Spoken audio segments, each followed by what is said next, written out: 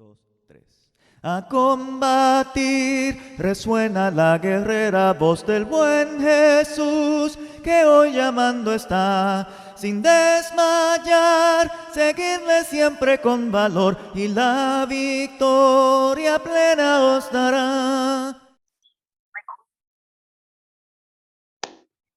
Bien, amados hermanos, bienvenidos a este estudio sobre Satanás, una serie que lleva varias entregas.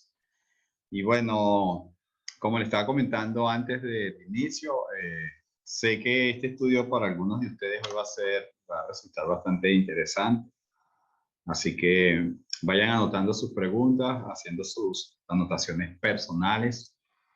Y luego que terminemos el estudio, vamos a estar activando los micrófonos para que ustedes hagan sus comentarios o sus preguntas. Y si no pueden hablar, pueden escribir por chat o por WhatsApp. Así que vamos a seguir hablando. Hemos venido hablando de algunas características de Satanás y hoy vamos a seguir hablando de esas características. Y la característica que vamos a tratar hoy tiene que ver con que Satanás tiene poder para causar enfermedades. Esto no es una respuesta a la pregunta que se me hizo hace una semana, sino que ya eso estaba dentro del estudio, pero la persona que nos hizo la pregunta, nuestra visitante Ingrid, que se llama ella, bueno, en esa inquietud de ella acerca de las enfermedades, etcétera, creo que la palabra de Dios le va a quitar todas esas ideas que posiblemente ella tiene personales o que lo aprendió en el mundo religioso. Bueno, vamos a ir estudiando a través de la palabra. ¿Qué nos dice la Biblia? Satanás tiene poder para causar enfermedad. Vamos a empezar leyendo el libro de Hechos, capítulo 10, versículo 37 y 38. Aquí en el capítulo 10 debemos recordar que Pedro ya está en casa de Cornelio junto con toda su familia y amigos. Y él, al empezar a predicar el evangelio desde el versículo 34, nos dice en el versículo 37, vosotros sabéis la palabra que se divulgó por toda Judea, comenzando desde Galilea, después del bautismo que proclamó Juan, respecto a Jesús de Nazaret,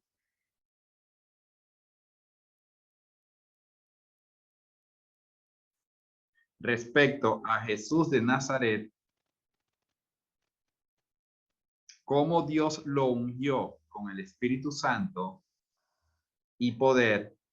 Este anduvo haciendo el bien y sanando a todos los oprimidos por el diablo, porque Dios estaba con él. El Señor venía sanando a todos los oprimidos por el diablo. Están viendo que la Biblia está diciéndonos que Satanás tenía el poder para causar enfermedades y sanarlos también del pecado espiritual y sanarlos de los demonios, etcétera. Hubo muchas maneras de que el Señor Jesús sanó a tantas personas, ¿verdad? Pero el énfasis está en el versículo 38. El Señor vino a sanar lo que el enemigo estaba causando. Entre otras cosas, estaba causando enfermedad. Vamos a ver un ejemplo en Lucas capítulo 13, versículo 10 al 16. Lucas capítulo 13, versículo 10 al 16.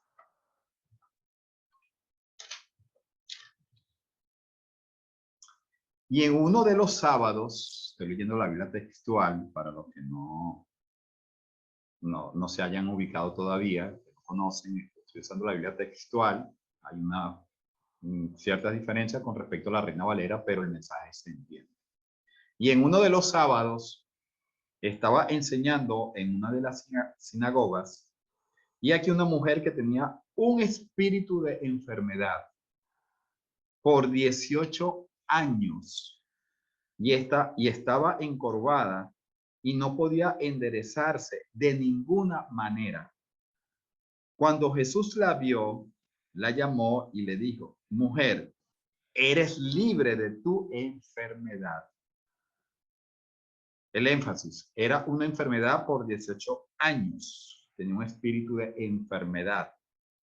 Y le impuso las manos y al instante se enderezó y glorificaba a Dios. Versículo 14. Pero el principal de la sinagoga, indignado porque Jesús había sanado en un sábado, dijo a la multitud, 6 días hay en que se debe trabajar. En estos, pues, venid y sed sanados, y no en el día del sábado. El Señor entonces le respondió y dijo, hipócritas, cada uno de vosotros no desata su buey o su asna del establo en el sábado y lo lleva a abrevar. ¿Y acaso esta mujer, siendo hija de Abraham, a quien Satanás ató hace 18 años, no convenía desatarla de esta cadena en el día del sábado? Dice la Reina Valera, librarla de ese azote de Satanás. Está claro lo que la Biblia nos enseña. La enfermedad, en este caso de esta mujer, era producto o producido por Satanás. En Juan, capítulo 5, vamos a ver aquí otro ejemplo. Juan, capítulo 5, versículo 5. Ya hemos estudiado muchas veces acerca del el paralítico de Bethesda, aunque la versión mía dice de Bethsata. Hemos estudiado mucho eso, así que vamos a tratar solamente los versículos que nos debemos concentrarnos, que es el versículo 5. Y estaba allí cierto hombre que llevaba 38 años en su enfermedad, 20 años más que el anterior. Versículo 6. Y cuando Jesús lo vio tendido y conociendo que llevaba ya mucho tiempo así, le dice, ¿quieres ser sano? Versículo 14. Después de esto, ya una vez que él fue sanado, que fue interrogado y que no sabía quién era que no había sanado, dice la Biblia que después de esto, lo halló Jesús en el templo y le dijo, mira, has sido sanado, no peques más, no sea que te suceda algo peor. ¿Puede haber algo peor que estar 38 años enfermo? Pues sí, hay cosas peores que 38 años enfermo. Con esa enfermedad hay cosas peores. En este caso, el Señor Jesús está relacionando su enfermedad con sus pecados. O, sí, pecados que había cometido. En 2 Corintios vamos a ver otro ejemplo. Y fíjense de quién va a hablar ahora 2 Corintios, capítulo 12, versículo 7. Ya no va a hablar de cualquier persona, ya no va a hablar de un inconverso, ya no va a hablar de una persona que vive en pecado, en tal caso, como posiblemente el paralítico de Bethsata. Vamos a hablar del apóstol Pablo, que para ese momento él ya había sido salvado, ya había lavado sus pecados, ya estaba predicando el evangelio, pero miren lo que dice 2 Corintios con respecto a él en el capítulo 12, versículo 7.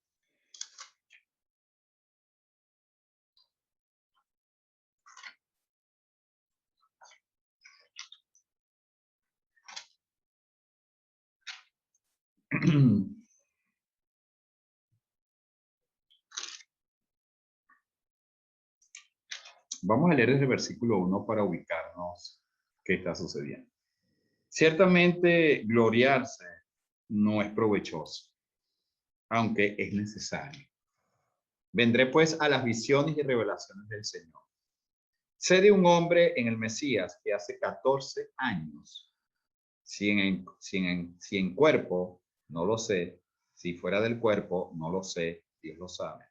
El tal fue arrebatado hasta el tercer cielo. Él está hablando aquí de sí mismo. Versículo 3. Y sé de tal hombre, sin el cuerpo aparte del cuerpo, no lo sé, Dios lo sabe, que fue arrebatado al paraíso y escuchó palabras inefables que no es dado al hombre expresar. De tal hombre me gloriaré, de ese hombre que hace 14 años fue llevado al paraíso, de ese hombre me gloriaré. Pero de mí mismo no me gloriaré, sino en las debilidades. Versículo 6. Aunque si quisiera gloriarme, no sería insensato, pues diría la verdad. Pero me abstengo para que nadie me considere por encima de lo que ve en mí o oye algo de mí. Aún con la grandeza de las revelaciones, por lo cual, para que no me enaltezca, me fue dado un aguijón en la carne, un mensajero de Satanás, que me abofetee a fin de que no me enaltezca. Por esto, qué lindo versículo 8, 3 veces rogué al Señor que se alejara de mí. Y me ha dicho, bástate mi gracia, porque el poder se perfecciona en la debilidad. Por tanto, gustosamente me gloriaré más bien en mis debilidades para que resida en mí el poder del Mesías. Estamos viendo 3 casos muy peculiares, pero que son completamente diferentes, en las cuales Satanás estaba involucrado. Cuando se nos habla aquí en 2 Corintios capítulo 12, versículo 7 de un mensajero de Satanás, hay varias posiciones teológicas con respecto a este caso. Algunos dan diferentes tipos de enfermedades que pudo haber padecido el apóstol Pablo. Nosotros leyendo acerca de un poco de estos comentaristas, dicen que pudo haber sido una especie de malaria que le sobrevenía. Otros decían que eran ataques de epilepsia o era epiléptico. Otros decían que de una u otra manera podría ser otro tipo de lucha que tenía Pablo, como la oposición de las personas que le adversaban en la predicación del Evangelio. Y otros hablan que posiblemente era una enfermedad en los ojos y se basan en Gálatas capítulo 4. Vamos a leer versículo 13, porque de aquí es que podemos sacar más o menos una idea. En Gálatas 4, 13, que es la posición que mayormente se toma. Estoy dando más o menos esta información para que ustedes puedan manejar esto. No tenemos una enfermedad exacta o no tenemos el aguijón exacto, pero la mayoría se ubica que es una enfermedad, porque Pablo en Gálatas 4:13 dice, y sabéis que por una debilidad de la carne, estoy leyendo el versículo 13 del capítulo 4 de Gálatas, y sabéis que por una debilidad de la carne os proclamé las buenas nuevas la primera vez. Y lo que para vosotros era una prueba en mi carne, no lo menospreciaste ni lo escupisteis. Al contrario, me acogisteis como a un enviado de Dios, como a Jesús el Mesías. ¿Dónde está pues esa satisfacción que expresabais? Porque os doy testimonio de que si hubiera sido posible, os hubiera sacado los ojos y me los habrías dado. ¿Verdad? La apariencia del apóstol Pablo cuando llegó por primera vez a las regiones de Galacia y cuando llegó a predicar el evangelio con tanto entusiasmo, Pablo se encontró con una oposición física y era su estado físico, es su cara. Había una enfermedad que lo hacía repugnante para las personas que le veían. Y dice el capítulo 6, versículo 11 de Gálatas, lo siguiente: mira con cuán grandes letras os escribo con mi mano. Cuando dice cuán grandes letras, se está entendiendo que lo que escribe Pablo, esta carta, la está escribiendo con letras grandes, porque ellos se pueden dar cuenta, es posiblemente, según lo que se puede sacar conclusión de acá, era que Pablo estaba escribiendo grande, porque a lo mejor su visión no estaba muy bien en ese momento. Pero sea una o cualquier tipo de enfermedad, nos damos cuenta que el apóstol Pablo Satanás quería desanimarlo. Satanás quería destruirlo prácticamente, pero él le pidió al Creador que le quitara ese aguijón. El Señor le dice, bástate mi gracia, y Pablo tuvo que andar durante toda su vida con esta enfermedad. No fue sanado, aunque oró 3 veces, no fue sanado. Pero él reconocía que eso era un mensajero de Satanás y que él tenía que estar luchando contra su situación emocional y espiritual para que no desalentarse a tal punto que perdiera la fe y dejara de cumplir su ministerio. Y eso es algo que nos dice el apóstol Juan en Romanos capítulo 8, versículo 28, cuando nos dice que todas las cosas nos ayudan a bien. ¿Sí? 8:28. Y sabemos que los que aman a Dios, todas las cosas ayudan para bien a los que son llamados conforme a su propósito. En el caso de la enfermedad de Pablo, o el aguijón de Pablo, pero yo puedo partir como una enfermedad. Al contrario, él aprovechó eso para seguir glorificando a Dios y sabía que había un propósito y que eso le estaba ayudando a él. ¿Para qué? Para que él no se enalteciera, porque fue el primer hombre que pudo ser llevado al paraíso para ver cosas inefables. Él no podía, estaba prohibido que él lo dijera.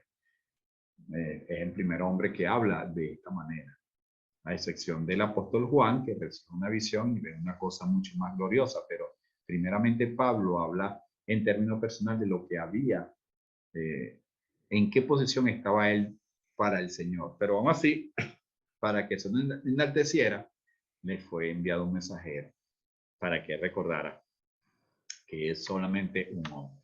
En vista a todo esto que hemos venido hablando, que Satanás tiene poder para causar enfermedades, y cuando decimos que Satanás tiene poder para causar enfermedades, porque Dios la permite. No debemos olvidar nunca eso. Satanás es una criatura, no es el creador.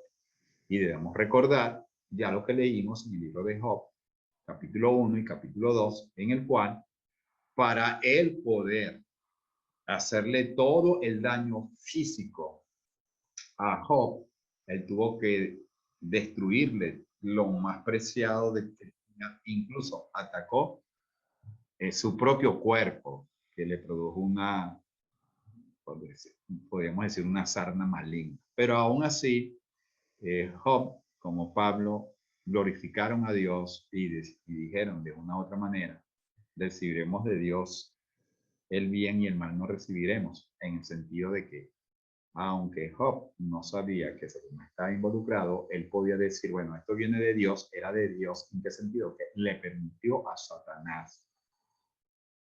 Cuando Satanás produce enfermedades en las personas, es para que las personas busquen de Dios. Entonces, una de las cosas que nosotros debemos hacer es cómo vamos a actuar. Y esto me va a llevar a mí a explicar lo siguiente. Veamos Isaías. ¿Por qué me va a llevar a lo siguiente? Porque nosotros venimos de un mundo equivocado en cuanto al poder de Dios, en cuanto al poder del enemigo y a cómo reaccionar cuando nos suceden en nuestra vida situaciones difíciles, y sobre todo cuando estamos hablando de carencias económicas o cuando estamos hablando acerca de enfermedades.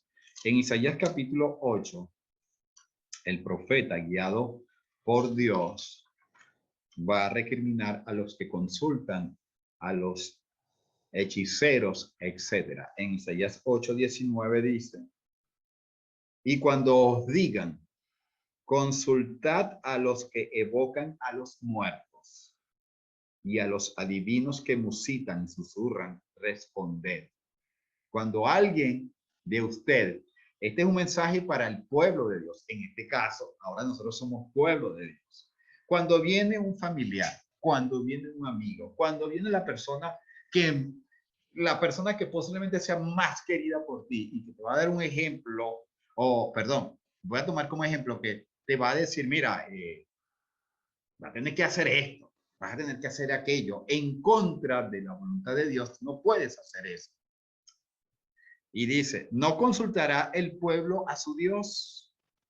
¿Por qué habrán de ir los vivos a consultar a los muertos? Los medium, ¿verdad? A la ley y al testimonio. Si no dicen conforme a esta palabra es porque no les ha amanecido. ¿Qué hacían por lo general las personas cristianas o parte del pueblo de la antigüedad cuando se enfermaban? Bueno, si no tenían suficiente dinero, estamos hablando de personas en Venezuela, pues, que no tenían suficiente dinero y la consulta era muy cara, iban a un brujo o lo que se llama un médico yerbatero, que por supuesto se dice médico yerbatero, pero era prácticamente un brujo, eran centros, entre comillas, espirituales, pero también se dice espiritistas, y allí le fumaban el tabaco, yo no he ido, pero me han dicho, le fumaban el tabaco, lo soplan con licor y lo vuelven, lo meten, etcétera, y hacen una serie de ritos para quitarle ciertos tipos de enfermedades o sacarle ciertos tipos de espíritus. ¿En qué estamos incurriendo? Estamos incurriendo en el mismo lugar que Satanás se mueve. Cuando el Señor Jesucristo estaba haciendo milagros tan maravillosos que causó la envidia del grupo gobernante de aquel tiempo, ¿qué dijeron? Que él echaba a Satanás por medio de Belcebú, y el Señor Jesucristo le dice, ustedes están blasfemando. Porque ¿cómo puede Satanás echar fuera a Satanás? Al contrario, ellos están tan bien organizados que lo que hacen es unirse para trabajar en conformidad en las tinieblas. Satanás nunca va a echar fuera a Satanás. Ir a un brujo, ir a un espiritista, ir a un medio, no crean que las personas van a ser libradas de, entre comillas, de ese posiblemente que creen esa posesión, esa hechicería que le han hecho, ese trabajo que les produce enfermedades, etcétera. No crean que Satanás los va a liberar, al contrario, les va a seguir dando a esas personas que obras milagrosas, como dice 2 Timoteo, para que no crean en la verdad, sino para que crean en la mentira. O sea, Satanás en una u otra manera utiliza a sus falsos apóstoles, que se disfrazan como ángeles de luz, para mantener a las personas esclavizadas. Pero un hijo de Dios no puede consultar en una enfermedad, no puede consultar a nadie que no sea un médico debidamente registrado por la educación, porque Lucas era médico y aparte de eso utilizan medicinas que están como legalizadas aquí en el mundo y que nosotros sabemos que no están practicando ningún tipo de hechicería o cosas ocultas en la cual ningún cristiano, ningún hijo de Dios puede ir. Aunque se hacía, ustedes lo hacían en el pasado, se dejaron hacer en el pasado, ya ustedes no pueden hacer eso. ¿Por qué? Porque ahorita vamos a leer una cita que no está allí. No, vamos a leerla de una vez. Vamos a ir a Números capítulo 23, con respecto a la pregunta que hizo Ingrid. ¿Qué sucede cuando hay personas que supuestamente tienen el poder? Supuestamente tienen el poder para echarle mal a alguien de cualquier tipo de mal o una enfermedad y tiene este poder sobre un cristiano. ¿Es verdad eso? Más o menos creo que esa fue la pregunta que ella hizo. Bueno, vamos a leer Números capítulo 23. En Números capítulo 23, ustedes para entender este capítulo 23 tienen que leer todo el capítulo 22, tarea. Lean Números 22 y 23 para que entiendan el punto. Ya el pueblo de Israel se estaba acercando al Jordán, se estaba acercando ya estaba en la frontera para cruzar la tierra prometida, pero el rey de Moab, Balac, está preocupado porque era un pueblo muy grande, era poderoso y tenía temor que el pueblo los atacara, y él llama a un profeta de aquel tiempo, a un vidente llamado Balán, y lo llama para que maldiga al pueblo de Israel. Miren lo que las personas tenían y lo que las personas pensaban en el pasado acerca de las bendiciones y las maldiciones. Ellos pensaban que Balán era un hombre que tenía el poder para bendecir a alguien o maldecir. Y lo tenían tan claro que le ofrecieron todo el dinero que ellos quisieran, que él quisiera, pero que le maldijera al pueblo. Dios le permite, miren cómo Dios le permite a Balán a que vaya, a que Balac, y la idea que Balac tenía era que maldijera al pueblo de Israel. Pero Balac le dice que lo que Dios ponga en su corazón es lo que él va a hacer. Pero por supuesto, él lo dice porque ya el Señor le había dicho, mira, tú me vas a actuar lo que yo te diga. Le dio permiso. Entonces, cuando él empieza a implorar y a usar las palabras de poder, dice el versículo 7 del número 23, y profirió su proverbio y dijo, de Aram me trajo Balac, desde los montes del oriente el rey de Moab. Ven, maldíceme a Jacob. Jacob aquí es Israel, el pueblo de Dios. Ven, execra a Israel. Está claro, ¿verdad? ¿Cómo podrá, perdón, versículo 8, cómo podré maldecir a quien Dios no ha maldecido? ¿Cómo podré execrar a quien Yahvé no ha execrado? No puede. Él no tiene ese poder. Ningún ser humano en la faz de la tierra tiene poder para maldecir a un hijo de Dios. Nadie. Nadie. Nadie puede maldecir a aquel que Dios ha bendecido. Y sigue diciendo.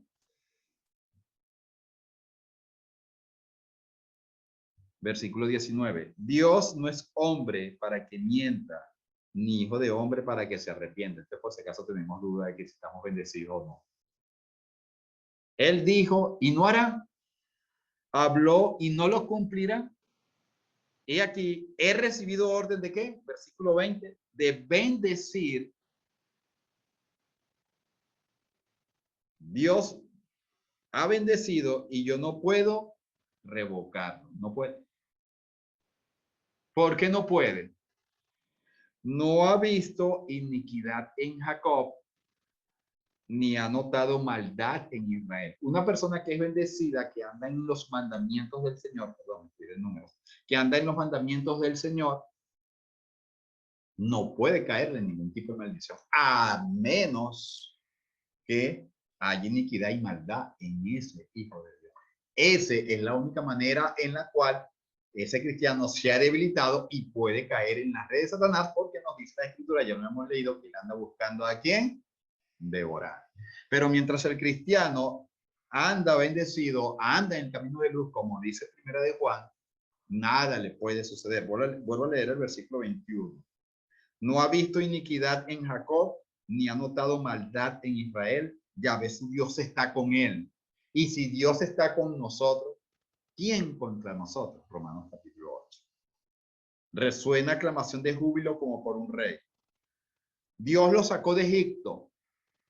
Dios nos sacó de la esclavitud del pecado. Versículo 22. Es para él como los cuernos del búfalo. Versículo 23. No hay hechizo contra Jacob. No hay conjuro contra Israel.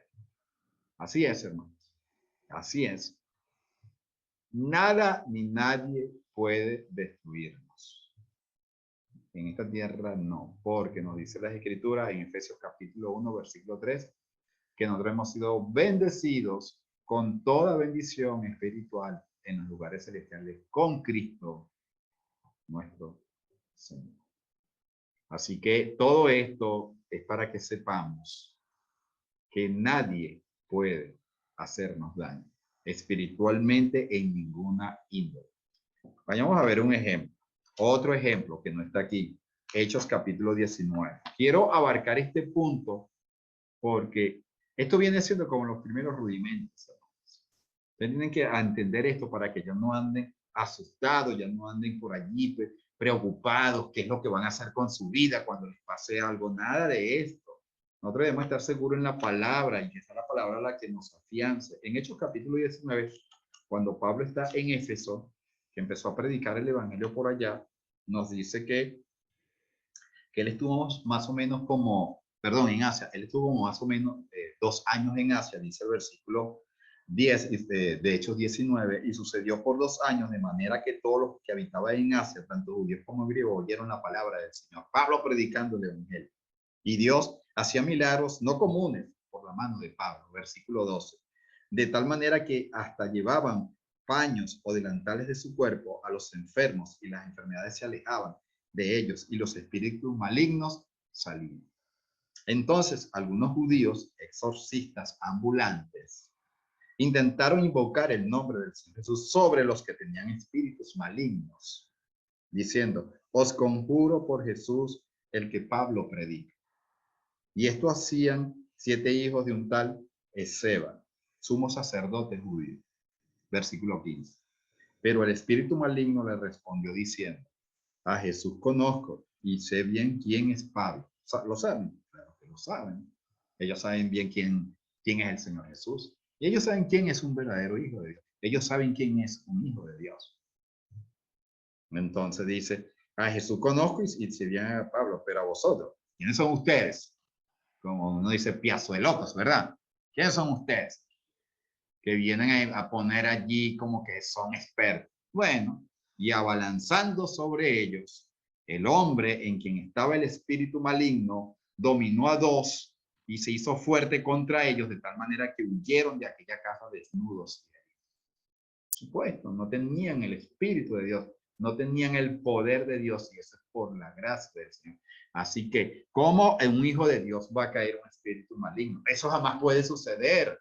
Al menos, como dice el número 23, que haya iniquidad o maldad en nuestra vida.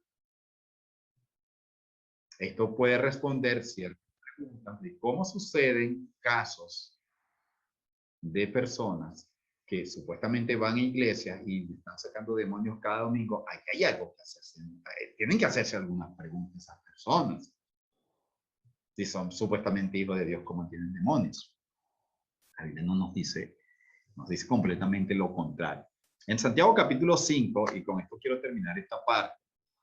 Wow, cómo pasa el tiempo. Santiago capítulo 5, versículo 10, dice lo siguiente. Santiago 5:10 dice lo siguiente. Hermanos, esta es una reflexión que nosotros debemos tener cuando estamos en situaciones de enfermedad. Hermanos, no os quejéis. Perdón, versículo 10. Hermanos, tomad como modelo del sufrimiento y de longanimidad. Eso dice paciencia, pero la palabra aquí es macrotumía, longanimidad. Quiere tener bastante paciencia. Tener como paciencia a los profetas que hablaron en el nombre del Señor. Y aquí llamamos bienaventurados, estoy leyendo el versículo 11, a los que se mantienen firmes. Son bienaventurados, ¿verdad? Que se mantienen firmes. Pero se mantienen firmes, ¿por qué? Porque no tienen lucha, porque están en una lucha todos los días. ¿Oíste de la paciencia de quién? De Job. Y viste el propósito que tenía el Señor, porque el Señor es muy compasivo y misericordioso. En medio de todas las dificultades, obtuvo paciencia. Cuando nosotros nos encontremos en medio de una enfermedad o enfermedades y dolores terribles, hermanos, ¿qué debemos tener nosotros? Paciencia. Y no caer en lados oscuros. No debilitarnos, no desanimarnos, porque Satanás de una u otra manera está buscando que nosotros no desesperemos y perdamos la confianza en Dios. La perdamos. Así que somos victoriosos por medio de nuestro Señor Jesús. Si estamos enfermos, tenemos que orar, pedirle que el Señor nos sane. Recuerden, cuando Satanás hizo caer a Adán y Eva en el paraíso, entraron las enfermedades, entró todo esto y él sabe cómo manipular todas estas cosas. Pero que no sea porque nosotros estamos en iniquidad, en maldad, o porque no sea que estamos, como dice, viviendo en pecado prácticamente, porque las enfermedades a veces son mensajeros de Satanás y a veces son producto de una deficiencia física. Me faltó ese versículo, cuando le dice el apóstol Pablo a Timoteo que por causa de su estómago tome vino en vez de agua. O sea, Timoteo era una persona enferma. Tiene una condición delicada en su estómago, que no era producto de maldad, de iniquidad, que no era producto de un mensajero de Satanás, sino que era una situación genética en su cuerpo, física en su cuerpo.